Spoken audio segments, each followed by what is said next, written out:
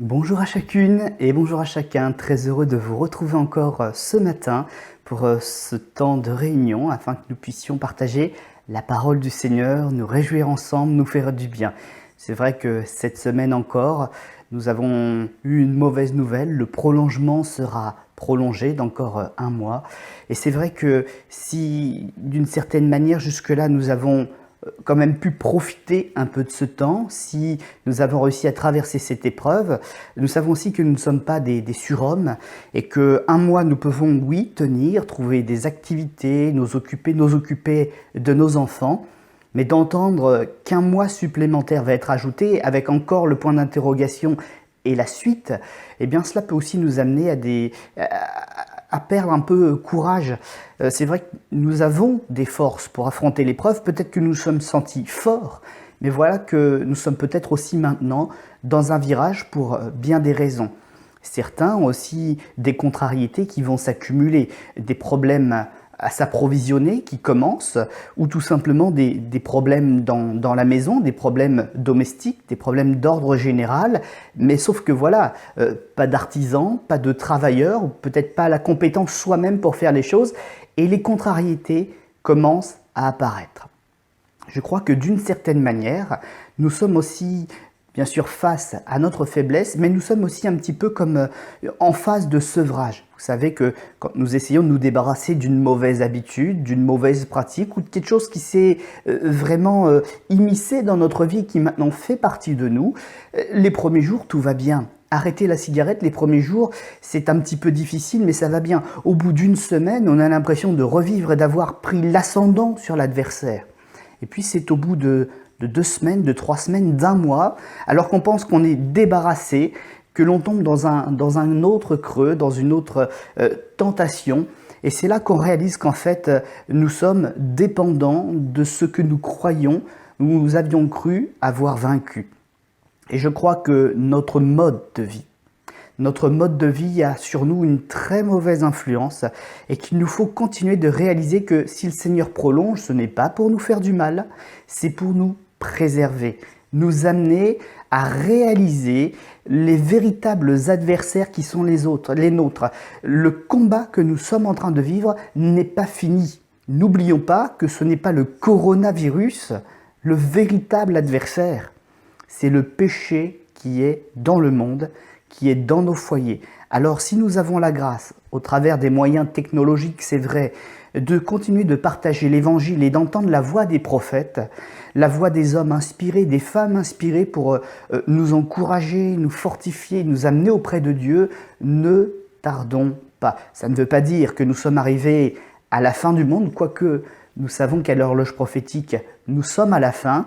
Aujourd'hui, ce n'est qu'un signe, mais un signe qui est déjà difficile, alors qu'en réalité, il n'est pas si puissant que cela. Il n'amène pas l'humanité entière à la mort, à la perdition, à l'abandon. Mais quand même, réalisons la force des adversaires qui viendront sur l'humanité demain. Et mes frères, mes sœurs, mes amis, ne tardons pas. Tant qu'il est encore temps, ayons une foi saine, ayons une foi fondée. Je parlais il y a un instant d'entendre la voix des prophètes, et puis encore dans la seconde qui vient de s'écouler, des fondements, et c'est exactement dans cette direction que j'aimerais aller avec nous chacun, avec chacun d'entre nous pour nous encourager ce matin. J'aimerais lire avec vous dans le livre de Jude, qui se trouve juste avant l'Apocalypse, donc vers la fin de la Bible. C'est un livre qui est difficile à entendre. Jude est quelqu'un qui ne va pas par quatre chemins pour dire ce qu'il a à dire. Et c'est quelqu'un qui est très inspiré, tant et si bien que quand on lit ses écrits, quand on observe un petit peu ce qu'il a pu rapporter, la manière dont il l'a rapporté, on pense que Jude était en fait un ministère de prophète sous la grâce dans l'Église naissante.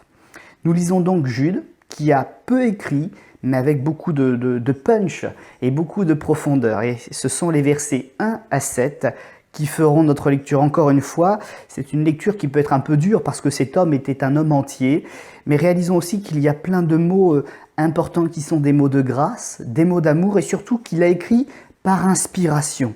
Et je crois que c'est ça qu'il ne faut pas oublier. quand il y a une véritable inspiration, c'est qu'il y a l'amour d'un Dieu sauveur qui veut nous interpeller pour nous amener au véritable bonheur, c'est-à-dire non pas à tourner en rond sur cette terre, mais être élevé par ce qu'il veut nous partager. Nous lisons donc Jude, chapitre 1, puisqu'il n'y en a qu'un, versets 1 à 7. Jude, serviteur de Jésus-Christ et frère de Jacques, à ceux qui ont été appelés, qui sont aimés en Dieu le Père et gardés pour Jésus-Christ. Aimés et gardés. Que la miséricorde, la paix et la charité vous soient multipliées. Quelle grâce et quelle bénédiction! Mais elles s'obtiennent en étant sur les bons fondements de la foi. Non pas simplement des fondements posés, mais encore des fondements travaillés, fortifiés.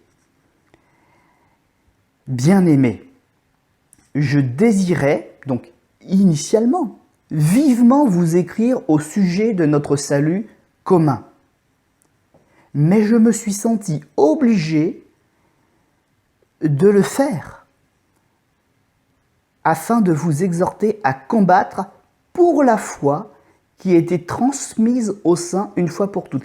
Il est parti donc, Jude, pour écrire sur le salut commun, et puis il y a une inspiration du Saint-Esprit au moment où il est prêt à réaliser son projet, et finalement ça devient plus insistant, plus profond. Il va essayer d'aller dénicher par le Saint-Esprit quelque chose qu'intellectuellement il n'a pas compris, mais que le Saint-Esprit veut pointer. Il y a dans les fondements des gens à qui il s'adresse une faille, justement une faille qui fait que ce salut commun est peut-être remis en question par quelques-uns qui se sont attiédis, ou endormis, ou entraînés, se sont laissés entraîner. Foi transmise au sein une fois pour toutes. Car il s'est glissé parmi vous certains hommes dont la condamnation est écrite depuis longtemps, des impies, c'est-à-dire non pas simplement des pécheurs, mais des gens qui sont volontairement dans un état de désobéissance envers Dieu, qui le savent, mais qui dissimulent leur vraie nature pour paraître chrétiens au milieu des chrétiens, parce qu'ils ne veulent pas changer de vie, mais ils ne veulent pas non plus abandonner leur péché. Et ils continuent donc de fréquenter les milieux chrétiens. Ils changent la grâce de notre Seigneur en dissolution. Et il renie notre seul Maître et Seigneur Jésus-Christ. Ça ne veut pas dire qu'ils n'en parlent pas, et ça ne veut pas le dire qu'ils ne lui rendent pas témoignage. Mais dans leur cœur, leur témoignage, et dans leur bouche, leur témoignage est faux.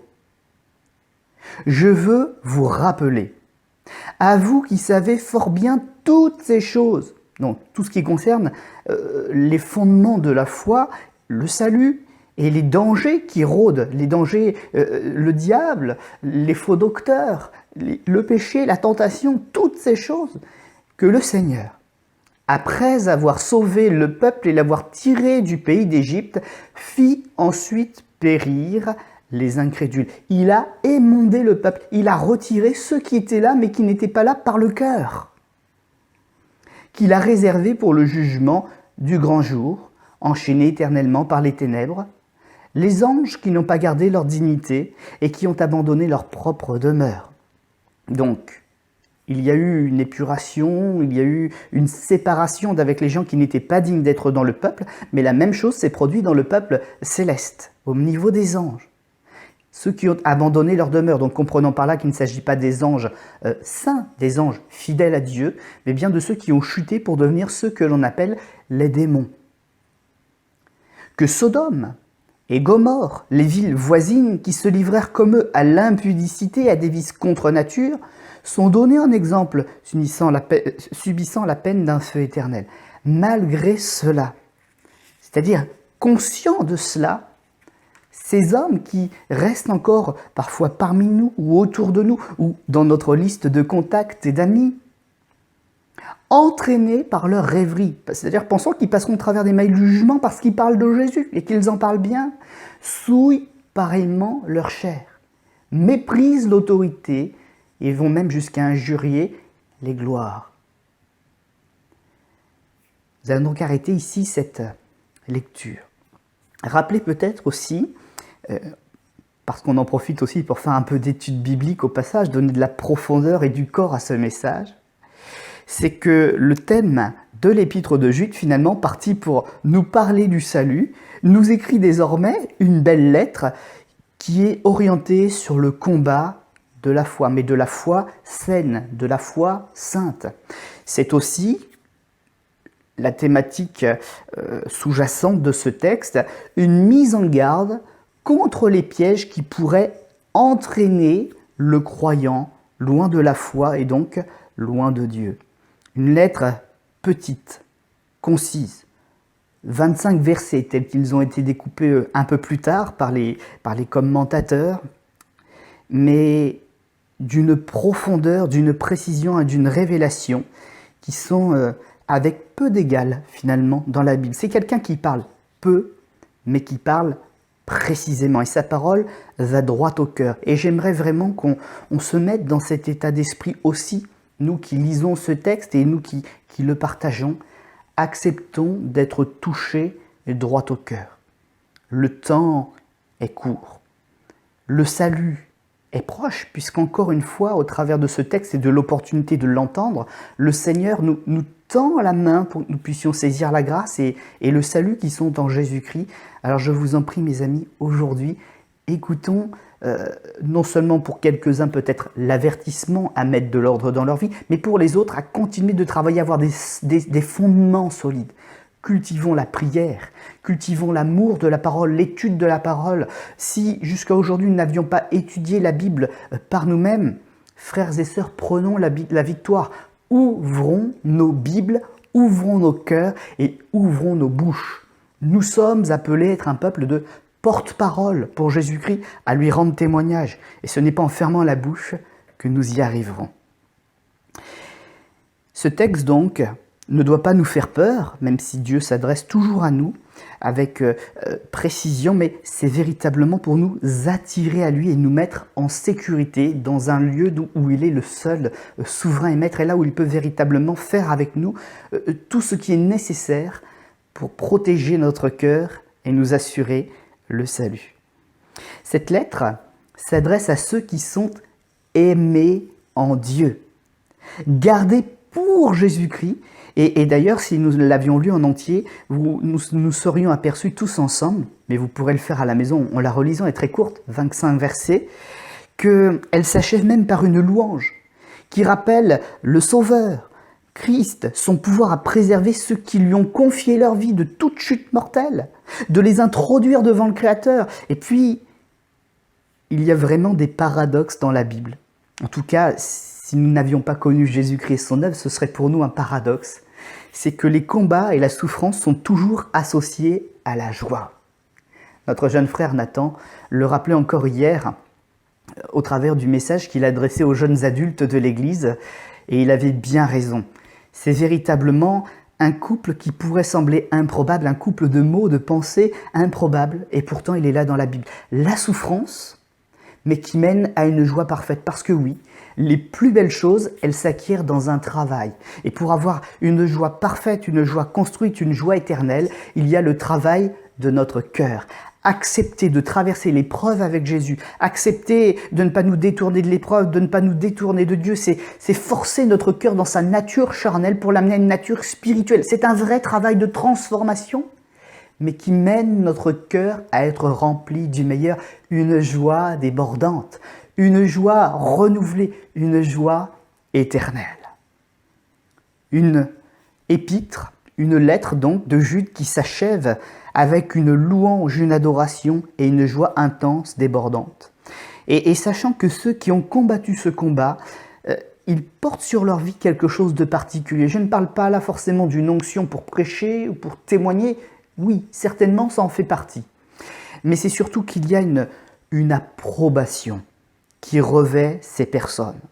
Ils ont véritablement le cœur léger parce qu'ils savent que Dieu est avec eux, que Dieu combat pour eux, que Dieu les défend et qu'il approuve chacun de leurs choix, chacun de leurs gestes, et que donc tout jugement est éloigné de leur vie. Toute colère de Dieu leur est épargnée. La colère, ce n'est pas l'héritage des enfants du Seigneur. Nous trouvons cela donc dans les versets 24 et 25 qui viennent clôturer la lettre de Jude. Jude nous dit donc qu'il a passé toutes ces choses sur son cœur, ce qu'il avait envie de dire, et puisque le Saint-Esprit l'a conduit à écrire dans sa lettre, je me suis senti obligé, je me suis senti conduit de vous envoyer cette lettre, dira-t-il. Jude avait donc véritablement un ministère de prophète, un service de prophète dans l'Église naissante, primitive. Et c'est poussé par le Saint-Esprit qu'il a modifié son projet d'écrire sa lettre sur le salut. Et je crois que quand le Seigneur fait cela, quand il nous parle de cette manière-là, ce qu'il fait toujours, mais encore faut-il l'écouter, les conséquences sont toujours des conséquences bénies. Il a dévoilé un danger. Il a dévoilé une faille dans ce qui se passait autour de nous et une déviance qui pouvait s'insinuer, qui aurait été quelque chose de grave ou de dramatique. Pas forcément pour toute l'assemblée à laquelle cette lettre est adressée, mais en tout cas pour quelques-uns. Et pour une personne qui souffre, pour une personne qui se détournerait, le Seigneur sortirait tout ce qu'il a. Nous savons qui est Jésus. La Bible nous dresse plusieurs paraboles, plusieurs témoignages à sa personne aussi, qui nous révèlent des facettes de sa nature. Et l'une des plus belles facettes pour nous encourager, c'est qu'il est le berger de nos âmes. Et pour une brebis qui s'éloigne, qui se perd, une brebis peut-être qui est volage, une brebis qui dans ses rêveries et qui s'égare, qui va se perdre dans les ronces ou dans une ornière, dans un pâturage éloigné et qui ne retrouve plus sa route, le bon berger laisse le troupeau et il va la chercher. Et il se réjouit. Il la prend, cette brebis fragile, il la pose sur ses épaules et après avoir marché longtemps pour la retrouver, il trouve encore en lui la force, à cause de son amour, de la poser sur ses épaules et de la ramener en sécurité. Et il ne s'arrête pas, il ne se donne pas de repos, il ne ferme pas les yeux, il ne baisse pas sa vigilance tant qu'elle n'a pas été soignée et qu'elle n'est pas revenue en sécurité. Ce matin, entends cet appel pour réjouir le cœur du Seigneur. Laisse-le te sauver, laisse-le te consoler, laisse-le te guérir, laisse-le te trouver là où tu étais te mettre. Et ensemble, réalisez qu'il y a la joie de vous appartenir mutuellement. Le bon berger, il te soigne, mais il t'appartient. Il est ton berger, de la même manière que tu es sa petite brebis. Écoute sa voix, entends-le, laisse-le te toucher, laisse-le te saisir, laisse-le te soigner ce matin. Parce qu'il ne faut pas se mentir. Nous en avons besoin. Nous avons besoin de lui. Cela fait un mois que nous sommes enfermés. Nous aurions certainement l'envie de respirer, de partir, d'aller voir ailleurs, d'écouter autre chose, de nous réjouir, de donner du bonheur, du plaisir à notre âme. Mais le Seigneur nous dit, ce n'est pas le temps. Nous sommes encore dans le combat et nous devons accepter de rester dans la docilité, à son écoute, à ses pieds, dans sa présence. C'est ici, dans sa présence, qu'est le bon endroit pour notre vie. La foi, le message du sacrifice sont aussi très présents dans ce texte. Jude nous dit que la foi, le message de l'évangile qui nous a été apporté, le sacrifice de Jésus-Christ à la croix, ont été pratiqués, donnés une fois pour toutes. Il n'y aura pas une réforme de la foi. Si nous prenons la Bible, tout est là. Le message est entier. Ça ne veut pas dire que Dieu nous aura parlé de tout et de n'importe quoi. La Bible a volontairement été limitée à la séparation de l'homme et de Dieu par le péché. Et donc la Bible n'a qu'un seul objectif, c'est de nous parler de Jésus et encore de Jésus, qui nous réconcilie par son sacrifice avec le Père. Ne vous attendez pas, ne nous attendons pas à ce que Jésus revienne pour se resacrifier. Il y a un sacrifice. Si nous n'y croyons pas, il n'y a pas d'autre sacrifice. Si nous n'avons pas confiance en ce qui a été fait, si nous en rajoutons, c'est pareil. Le sacrifice de Jésus n'a aucun sens, n'a aucune puissance. Le salut est dans le sang de Christ et uniquement dans le sang de Christ, si nous voulons y rajouter quelque chose ou en retirer quelque chose, cette œuvre n'est plus la sienne, c'est la sienne plus la nôtre, ou du gourou, du conducteur que nous nous sommes donnés. Et si nous rajoutons ou si nous retirons de ce que Jésus a fait, nous passons à côté du salut. Nous manquons le but. Toutes ces choses, la foi, le message de l'Évangile, le sacrifice, nous ont été donnés une fois pour toutes. Et il y a donc, dans l'épître de Jude, un rappel des fondements de cette foi. Le premier, c'est le renoncement aux œuvres mortes. Si nous voulions préciser un peu ce qu'elles sont, eh bien nous pourrions parler d'Apocalypse chapitre 22, verset 15, l'impureté, l'occultisme, l'idolâtrie, l'avarice, le mensonge et bien d'autres choses encore. Nous pourrions encore, dans un second fondement, parler de la foi en Dieu, c'est-à-dire croire en toute l'Écriture. Certains vous diront que la Bible contient la parole de Dieu. Mais non, toute la Bible est la volonté de Dieu. Et la volonté de Dieu, ce ne sont pas que les paroles qu'il a prononcées, ce sont aussi les paroles qu'il a dénoncées.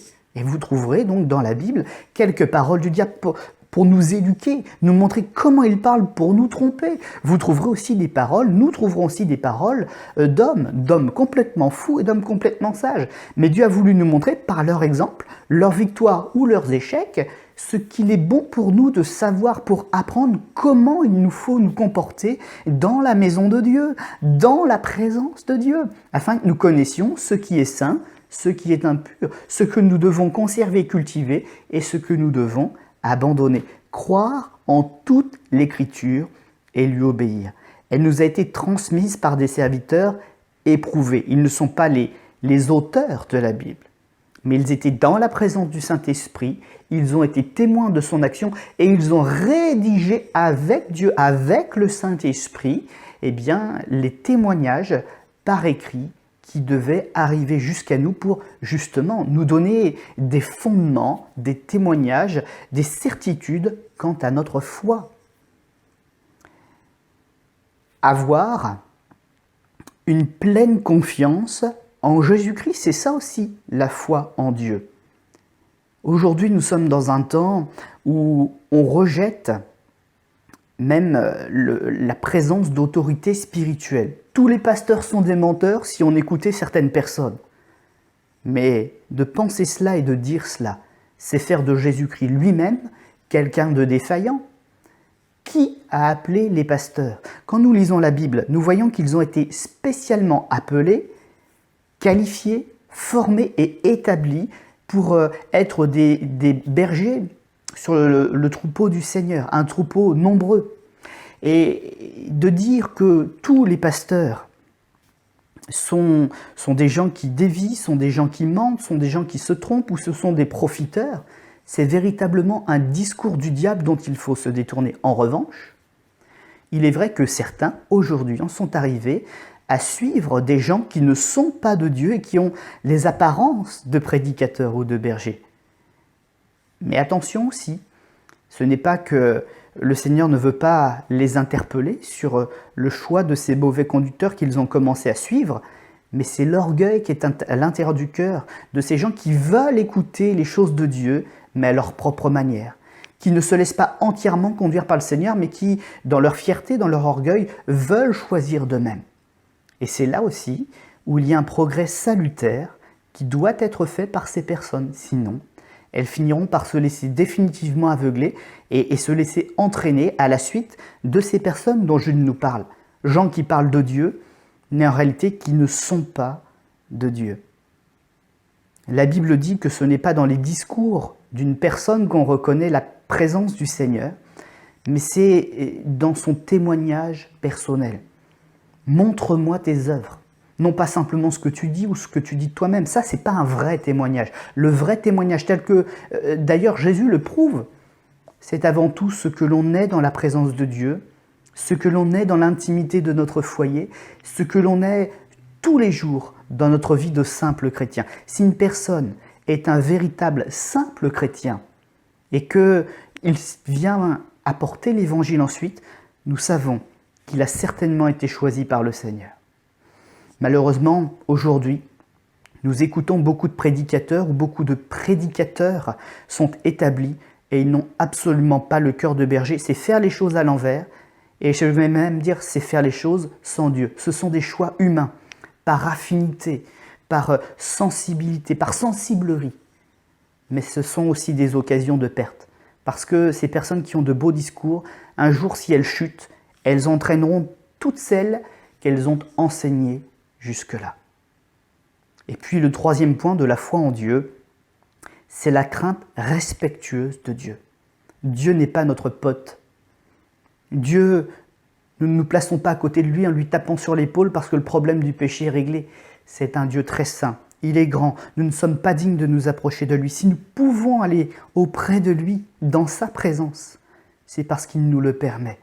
Ayons donc toujours une crainte respectueuse de Dieu, de sa volonté.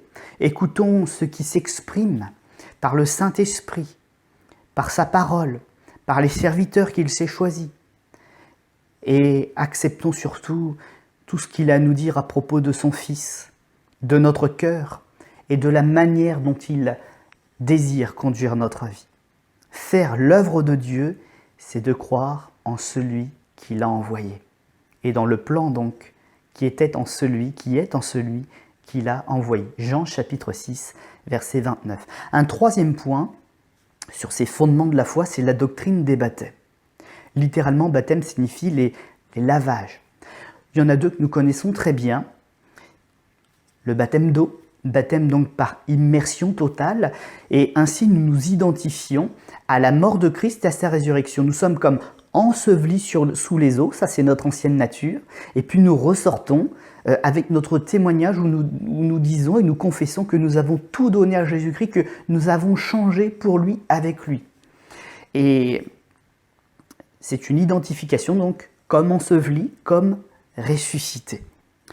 Le baptême du Saint-Esprit, qui est une expérience distincte. Le Saint-Esprit a déjà commencé à agir à l'intérieur de nous puisqu'il nous a convaincus que Christ est le Fils unique du Dieu vivant, que son sacrifice est notre salut et qu'il n'y a qu'en lui que nous pouvons être sauvés. C'est à partir de cette nouvelle naissance, cette conviction du Saint-Esprit à l'intérieur de nous, d'ailleurs, que nous pouvons prendre le baptême d'eau. Parce qu'avant, notre témoignage n'est pas vrai. Il faut un cœur renouvelé qui confesse ce que Jésus a fait à l'intérieur de lui. Et il peut donc y avoir donc cette seconde expérience distincte, celle du baptême dans le Saint-Esprit. Il s'agit d'une onction de puissance afin de pouvoir travailler efficacement pour le Seigneur. Considérons comment les choses se sont passées dans Acte 2 à la Pentecôte. Jésus n'aurait pu envoyer les disciples directement après leur conversion sur les chemins, mais non. Il voulait qu'ils réfléchissent à ce qu'ils avaient à faire à la place de Jésus, et puis à la place que Jésus voulait leur donner. Et puis, il leur a demandé d'attendre la puissance, d'attendre le signal de départ pour qu'ils réalisent ce qu'ils auraient pu faire seuls, mais ce que désormais ils étaient capables de faire en étant les compagnons de service du Saint-Esprit. Et puis, c'est vrai qu'il y a là un troisième baptême dont nous pourrions parler. C'est un baptême qui s'appelle le baptême de feu. On le trouve dans les évangiles, baptême de feu. Qu'est-ce que ça veut dire cette expression? Est-ce que c'est le baptême du Saint-Esprit? Le baptême de feu, c'est le baptême de souffrance. Et il fait partie des preuves de notre transformation.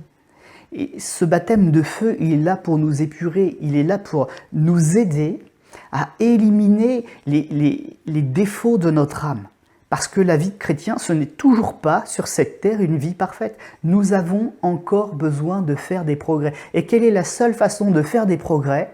Eh bien, c'est d'aller affronter des adversaires du coup spirituels, et puis de voir, grâce à ce que le Seigneur a développé à l'intérieur de nous, de prendre conscience des progrès que nous avons faits, et des progrès aussi que nous avons à faire. C'est vrai que sur instant, c'est quelque chose de déroutant, c'est quelque chose de difficile, mais le Seigneur nous en rend capables et c'est, comme je le disais au début, une souffrance qui produit la joie de la victoire, la joie du salut, la joie d'appartenir à Jésus-Christ. Un baptême donc qu'il est important là aussi d'accepter quand il vient. D'ailleurs, d'expérience personnelle, je vous dirai juste ce petit mot de témoignage. Il est impossible de servir Dieu et donc de s'occuper des brebis du Seigneur quand soi-même on n'a jamais rien vécu, quand soi-même on n'a jamais souffert ni surmonté l'épreuve. C'est à partir du moment où nous avons connu les profondeurs de la souffrance et que nous en avons été relevés en nous attachant véritablement à Jésus, en apprenant à écouter sa voix dans ces moments-là, qu'on devient capable d'enseigner aux autres comment se relever et écouter la voix du Seigneur dans ces temps-là. Quatrième fondement, l'imposition des mains. L'imposition des mains revêt plusieurs aspects. Il faut toujours être prudent avec. Premièrement, on nous en parle dans l'Écriture comme une délégation officielle et publique d'autorité. Par exemple, pour établir un nouvel ancien, un nouveau surveillant donc du troupeau qui travaillera dans l'équipe des anciens. L'établissement d'un stagiaire, on va dire d'un jeune pasteur, par exemple.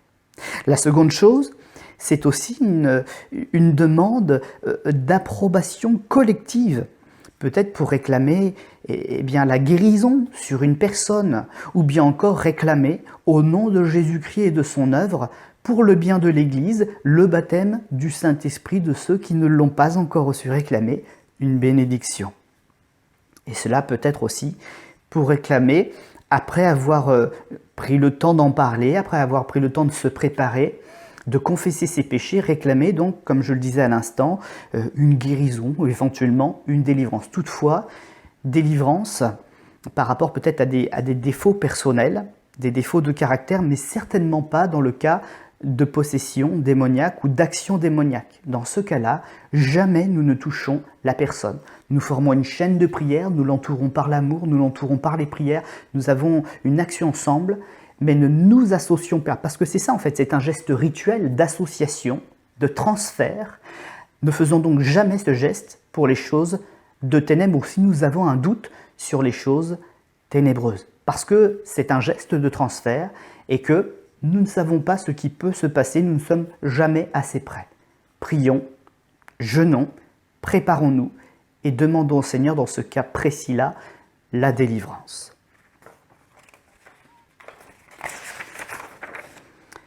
Vient ensuite la doctrine de la résurrection des morts. Nous la trouvons non pas seulement dans le Nouveau Testament, mais encore dans l'Ancien. Daniel chapitre 12, verset 2. Nous l'avons lu dans Jude, mais nous pouvons le retrouver dans Jean chapitre 5, verset 29. Tous les gens, tous les hommes sont amenés à ressusciter. Certains pour être les bien-aimés de Dieu, vivant dans l'allégresse, et puis les autres, c'est la dernière doctrine, pour subir les peines éternelles. La résurrection corporelle est pour tous les hommes. Oui, vous avez bien entendu, corporelle pour tous les hommes. Certains iront dans la gloire et leur corps sera transformé pour être des corps compatibles avec la présence de Dieu qu'ils ne quitteront plus jamais. Ils revêtiront un corps de gloire, un corps céleste. C'est ce que nous trouvons dans 1 Corinthiens chapitre 15. Et les autres ressusciteront parce que, leur péché était dans la chair et ils subiront donc les conséquences éternelles dans cette dimension-là aussi. Il n'y aura pas de disparition du pécheur et un néant. Non. Il y aura des peines éternelles de la même manière que, et c'est une justice de Dieu, il y aura une allégresse, une joie, une félicité éternelle pour les élus, pour ceux qui auront aimé Dieu, sa création et son plan. L'enjeu donc d'avoir une foi saine n'est pas un petit enjeu, il est capital. L'auteur de la lettre aux Hébreux aussi lance tout comme Jude un avertissement solennel. Ceux qui ont connu la vérité, ceux qui ont cru en Jésus, qui ont goûté le don céleste et ont eu part au Saint-Esprit, mais qui l'ont rejeté ou qui ont déformé le message, s'exposent à ne plus jamais pouvoir revenir dans la grâce. Ils ont renié la puissance qui leur a été acquise et offerte gratuitement à la croix pour être délivrés du mal. Y retourner soulève la question, peut-on encore être sauvé? Parce que le juste vivra par la foi. Alors s'il la rejette, s'il la nie, que reste-t-il? C'est ce que nous trouvons donc notamment dans Romains chapitre 1 verset 17 ou Habakkuk chapitre 2 verset 4. Restons justement sur Habakkuk.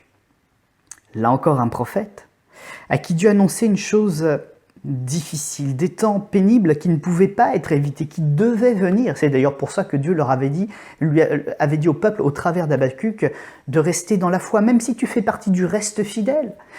Tout le monde ira vers l'épreuve. Pourquoi? Eh bien parce que c'est dans l'épreuve que Dieu se fait connaître, sinon les hommes vont de droite et de gauche et ils l'oublient.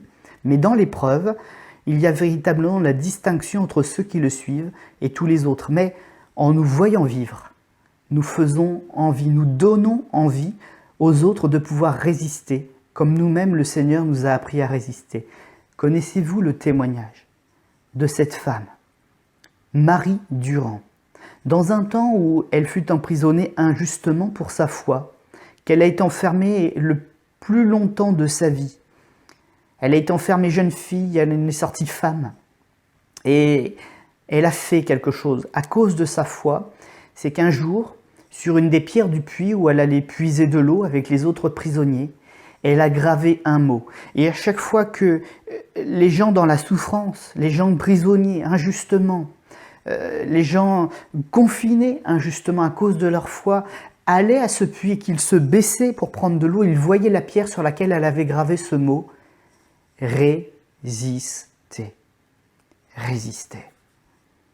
Et elle a été, au travers de cet acte de foi, celle qui elle-même a trouvé la foi pour continuer de combattre, pour un jour être libérée, mais ce qu'elle a fait dans un acte de foi authentique, eh bien cette foi a été communiquée à tous les autres afin qu'ils soient sauvés, qu'ils retrouvent eux aussi l'espérance. J'aimerais donc véritablement que cette vidéo ce matin soit un acte de foi, peut-être aussi de ma part, pour vous permettre de traverser ce temps de confinement avec ce mot gravé sur votre cœur, sur votre front, avec cette pierre de foi, frères et sœurs, ensemble, résistons.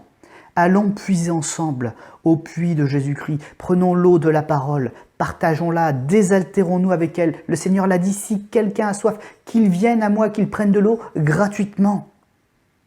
Désaltérons-nous ensemble à cette parole qui nous donne la vie. Et dans Habakkuk, le prophète, après avoir eu des incompréhensions, après avoir lutté contre le plan de Dieu en disant « Mais Seigneur, c'est injuste, mais pourquoi nous sommes dans la foi? Tu nous dis que nous sommes dans la foi et nous devons passer par l'épreuve. » Et puis il comprend que finalement, c'est un service que le Seigneur lui demande.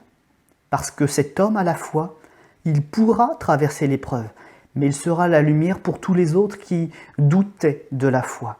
Et par lui, leur foi va être ravivée. Alors, il comprend, et puis il accepte, et il déclare toutefois, c'est-à-dire au-delà de mes craintes, au-delà de mes doutes, au-delà du fait que j'ai pas envie d'aller sur ce chemin, mais j'y vais. Toutefois, je veux me réjouir, je veux apprendre à me réjouir en l'Éternel. Je veux me réjouir dans le Dieu de mon salut, l'Éternel, le Seigneur est ma force. Habakkuk chapitre 3, versets 18 à 19. Nous savons que ce paradoxe se retrouve aussi dans le Nouveau Testament, notamment dans la vie de Paul. Il est enfermé en prison, il est confiné. Et puis c'est celui qui est enfermé qui encourage ceux qui sont libres. Libres en tout cas de leur mouvement, mais visiblement pas de toutes les pensées de leur cœur. Et il devient pour eux, de sa pièce où il est enfermé, eh bien, un moteur d'encouragement pour les hommes et les femmes qui ont entendu parler de la foi, qui progressent dans cette foi. Et il les encourage à une chose, vous qui êtes libres, eh bien, utilisez cette liberté, propagez la foi, développez votre foi, soyez heureux. Celui qui est avec nous, avec moi dans l'isolement, avec vous dans votre vie, il va vous consoler, il va vous encourager, il va vous faire du bien. Et quand nous lisons cet épître où Paul est enfermé, l'épître de Paul aux chrétiens de l'église de Philippe, la lettre de Paul aux Philippiens, la condition de cet homme, elle est pas facile. Et pourtant, il y a une grâce qui repose sur lui. Et tout au long de cette vie difficile qu'il est en train de mener, alors qu'il encourage les autres, il utilise des mots improbables, mais il les vit en Jésus-Christ, dans cette bulle de foi, cette intimité avec le Seigneur qui ne lui manque pas, au contraire, qui est surabondant dans ce temps. La douceur, la grâce, la paix, ce qui est honorable, ce qui est juste, ce qui est aimable, c'est-à-dire que l'on peut aimer avec joie, l'approbation, la vertu. L'approbation, d'ailleurs, on la retrouve de l'épître de Jude. La louange. Et puis, même au fur et à mesure du texte, il utilise encore cette expression « pratiquez ces choses et le Dieu de paix sera avec vous ». Il dit la même chose que Jude, le même Saint-Esprit les a amenés à la même conviction. C'est que la liberté, c'est la liberté de nos cœurs et qu'il ne nous manque rien en Jésus-Christ. L'épreuve est là et même l'épreuve se prolonge. Mais si nous restons attachés les uns aux autres, si nous restons attachés aussi à Jésus-Christ, nous sommes attachés à la source de notre paix, à la source de notre joie. Chrétiens, réjouissons-nous et soyons dans la paix. Christ vient bientôt. D'ailleurs, dans l'épître de Paul aux Philippiens, il adresse un dernier message et je crois qu'au travers de ce que Paul dit, nous entendons exactement finalement la voix du Seigneur qui nous dit la même chose. Rendez ma joie parfaite. Montrez au monde qui sont les chrétiens. Christ, c'est vrai, invisible, il est au ciel en ce moment. Mais au travers des chrétiens, le monde doit voir Christ agir. Chrétiens, chrétiens, le Seigneur a foi en vous. Ravivez votre foi, consolidez votre foi et le monde verra la seule solution pour le délivrer. Offrons-leur gratuitement comme nous avons nous-mêmes reçu gratuitement cet évangile qui peut tout bouleverser, tout transformer et nous sauver.